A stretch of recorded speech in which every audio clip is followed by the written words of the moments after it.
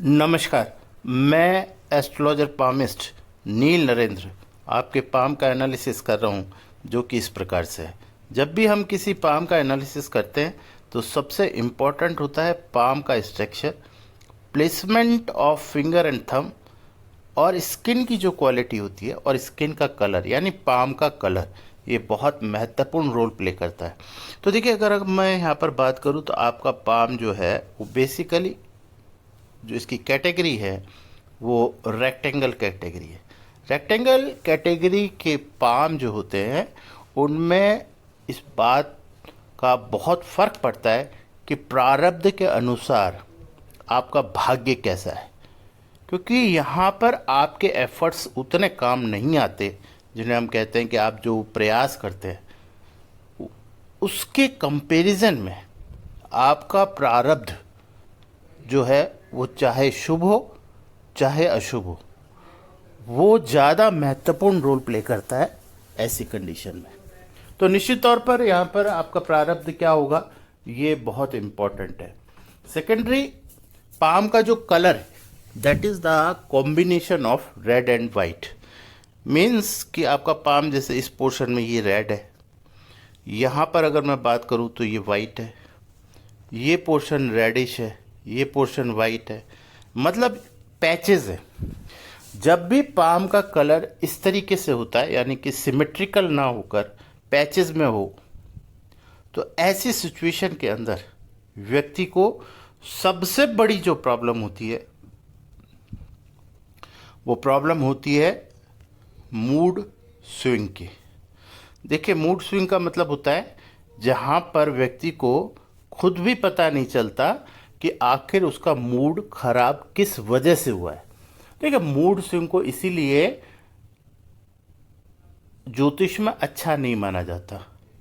इसका रीज़न ये होता है कि आपका जो मून है यानी आपका जो चंद्रमा है वो स्थिर नहीं है, उसकी वजह से आपको मूड स्विंग की प्रॉब्लम होती है।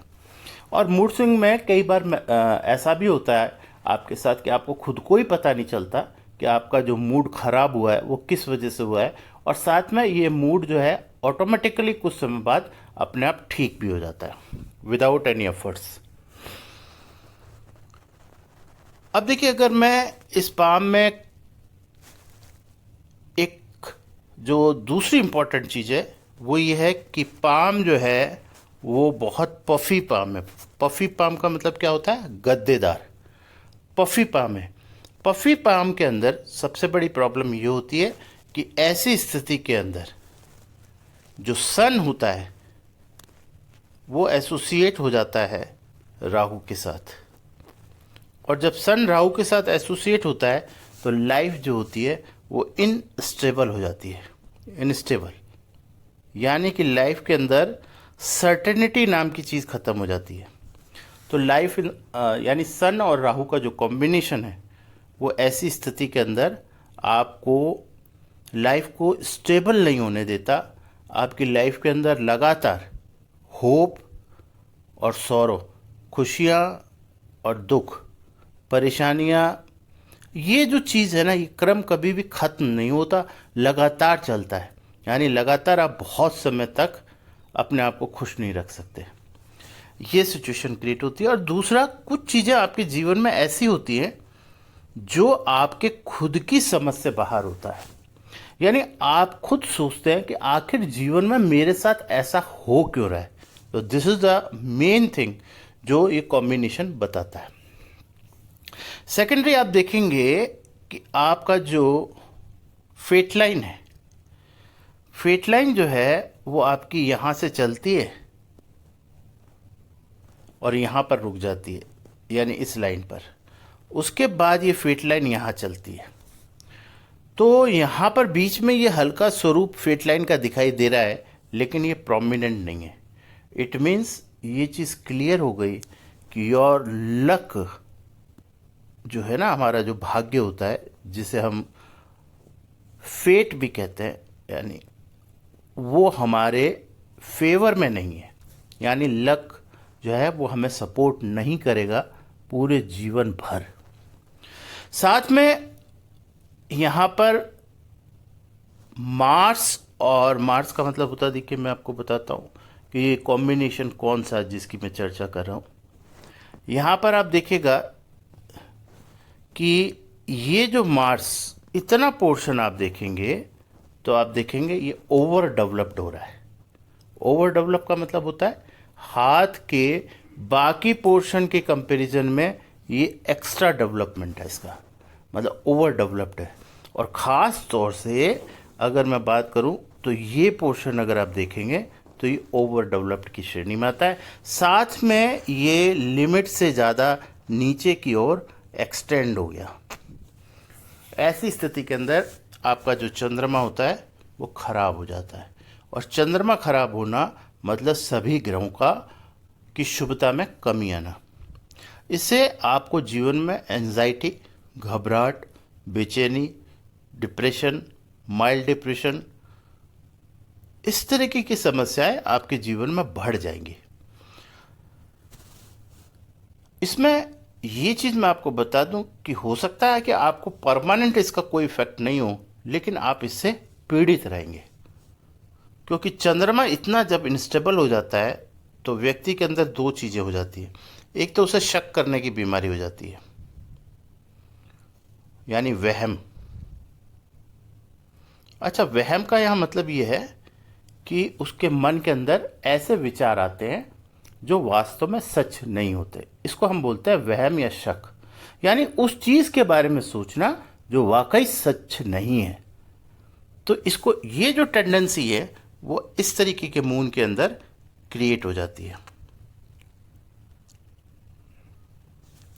अब देखिए यहाँ पर दूसरी जो इम्पोर्टेंट चीज़ है वो ये है कि आपकी लाइफ लाइन। देखिए अगर मैं लाइफ लाइन की बात करूँ तो ये लाइफ लाइन यहाँ से चल रही है, यहाँ तक ठीक चल रही है, और फिर ये भी थोड़ा ठीक चल रही है। अगर इतने पोर्शन की मैं बात करूँ तो ये पोर्शन के अंदर आपकी लाइफ लाइन के अंदर एक आइलैंड क्रिएट हो जाता है इस तरीके से।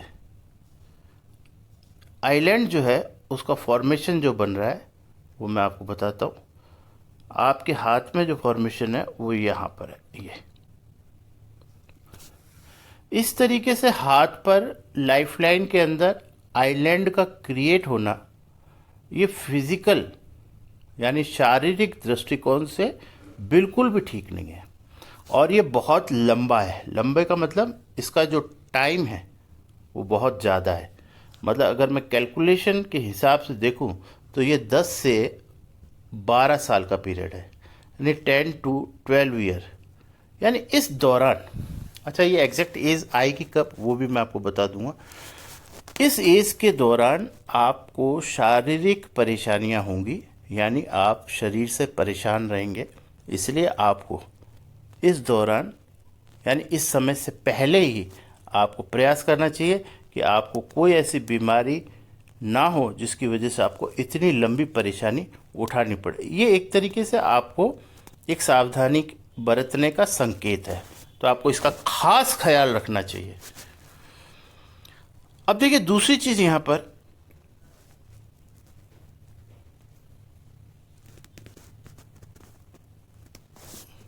अब देखिए ये एज जो मैंने मार्क की है, ये एज है 21, ये एज है 42 और ये एज है 63।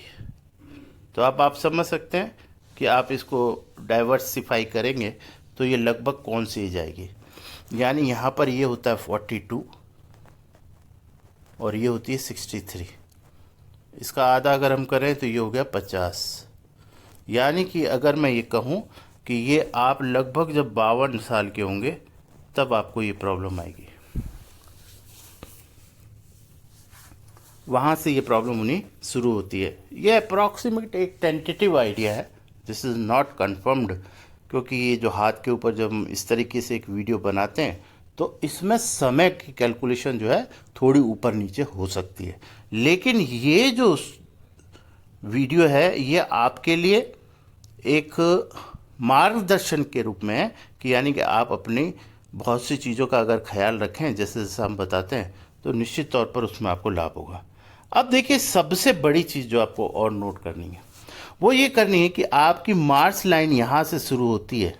आप ढंग से देखिए, प्रकृति का नियम देखिए, यहाँ से शुरू होती है, यहाँ पर रुक जाती है और यहाँ पर वापस शुरू होती है। यानी कि ये जो पीरियड मैंने आपको बताया कि आपके लिए प्रॉब्लमेटिक है, इस समय में आपको मार्स भी सपोर्ट करना बंद कर रहा है। यानी कि ये मार्स लाइन भी ब्रेक हो रही है यहाँ पर। इसका मतलब ये हुआ कि ये जो आइलैंड क्रिएट हुआ है, ये निश्चित तौर पर आपको आपके जीवन में परिणाम देगा। परिणाम का मतलब in the sense of negativity.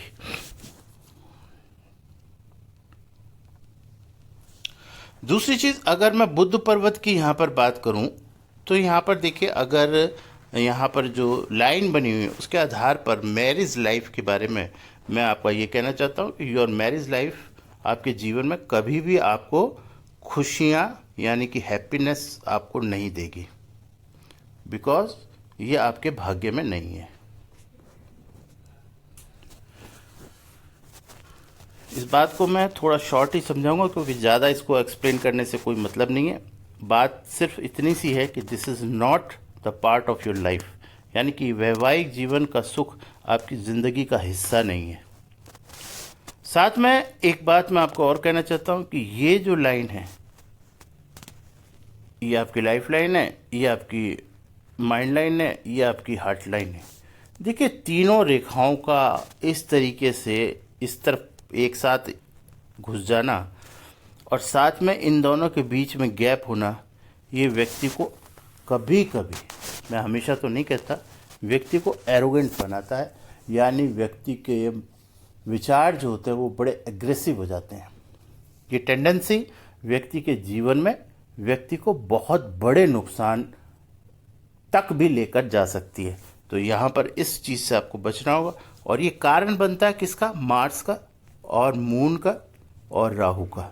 तो देखिए, यहाँ पर बात मेरे जो समझ में आती है वो ये आती है कि सबसे पहले आपको जो आपकी जो स्थिति है वो ज़्यादा बेहतर हो और अच्छी हो, जीवन में आपको सुख प्राप्त हो, जीवन में आपका हैप्पीनेस का इंडेक्स बढ़े, उसके लिए सबसे पहली चीज़ आपको मंगल यानी कि मार्स जो है आपका, उसे ठीक करना पड़ेगा। साथ में आपको राहु प्लेनेट को ठीक करना पड़ेगा, साथ में आपको मून को ठीक करना पड़ेगा। ये करना अति आवश्यक है। इसके बिना आपको आपके जीवन में वो सुख कभी प्राप्त नहीं होंगे जिसकी आपने कभी भी, जिसके बारे में आपने सोचा है। सेकेंडरी, यहां मैं आपको एक और चीज बता देता हूं कि धन के संबंध में मैं आपको बता दूं कि धन के संबंध में आपको कभी उतनी ज़्यादा दिक्कत नहीं आएगी, क्योंकि यहाँ पर दो तीन चीज़ें ऐसी हैं जो आपको धन देने के लिए, यानी आपकी लाइफ के अंदर आपको एक अच्छी स्थिति प्रदान कर सकती है। क्योंकि द सेंटर में जो ये आपका ट्रायंगल बनता है राहु एरिया,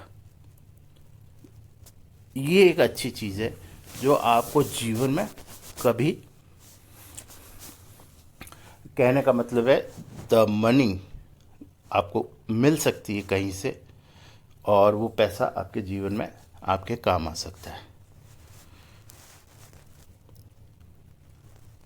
सेकेंडरी, यहाँ पर जो ये ब्रेसलेट लाइन्स है, ये ब्रेसलेट लाइन जिस श्रेणी की है वो ये इंडिकेट करता है कि व्यक्ति, ऐसा व्यक्ति दीर्घायु होता है। दीर्घायु का मतलब उम्र अच्छी होती है। अब देखिए, यहाँ पर इसलिए समझना पड़ेगा कि ये जो मैंने यहाँ पर नेगेटिव चीज़ बताई आपको, तो इसका मतलब आपको ये डरने की आवश्यकता नहीं है कि यहाँ पर हमारे जीवन को कोई खतरा तो नहीं है। आप दीर्घायु हैं, लेकिन बीमार रह कर के समय को काटना भी कोई अच्छी बात नहीं होती, उसमें बजाय और ज़्यादा दिक्कत होती है। इसलिए ये सावधानी आपको बरतने के लिए बोली कि अगर आप राहु मंगल और मून का ट्रीटमेंट करते हैं तो निश्चित तौर पर आपका ये आइलैंड जो है उसे आप मिटा भी सकते हैं। अगर आप प्रॉपर इसका ट्रीटमेंट करें तो ये आइलैंड आपका यहाँ से हट भी सकता है। यानी आप देखेंगे कि 6, 8, 10 महीने बाद ये आइलैंड आपको दिखाई नहीं देगा, ऐसा भी पॉसिबल होता है। तो ये यहाँ पर एक छोटी सी जानकारी आपको दी। Thank you very much. Radhe Radhe.